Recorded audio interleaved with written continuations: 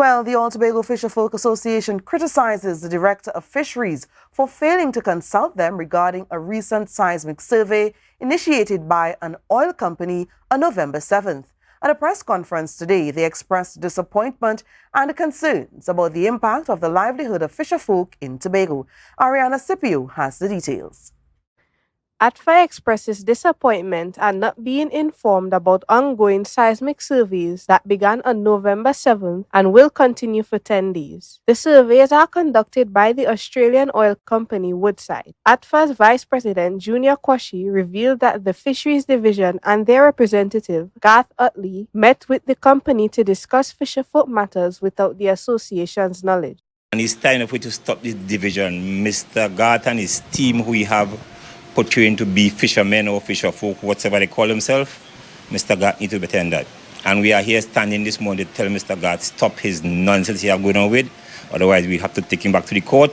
Quashie added that a court ruling from a few years ago prohibited the THA Fisheries Division from making decisions on behalf of fisherfolk. He mentioned that the Toko region was aware of the ongoing surveys, but ATFA was not informed. Quashie concluded by urging the relevant authorities to intervene and stop Garth Utley, or else they would consider taking legal action. Whoever BHP, Woodside, whoever they are, Shell, whatever, comes to Tobago, everybody know ATFA throughout the world.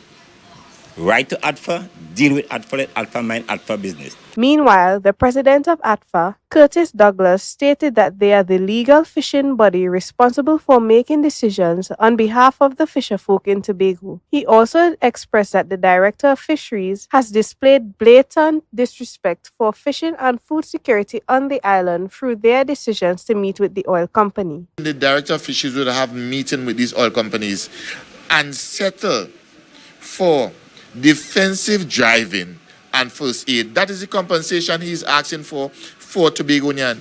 We did not have that seated because they did not invite us.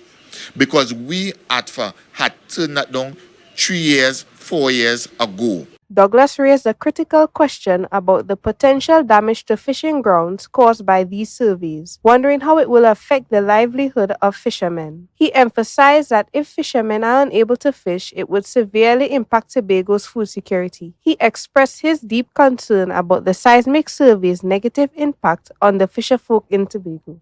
All right?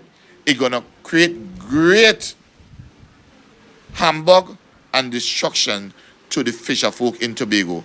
And we are calling on Woodside to please do the right thing, because Woodside know we would have taken BHP to court, they know, and BHP would have paid compensation for their reckless behavior. Douglas urged the head of Australia's Woodside Energy Company to meet with the association next week to settle this matter once and for all, or else they will take legal action. We contacted Fisheries Director Garth Utley for further information on the situation, but he denied having any details and declined to comment further. Arianna Scipio, Tobago Updates.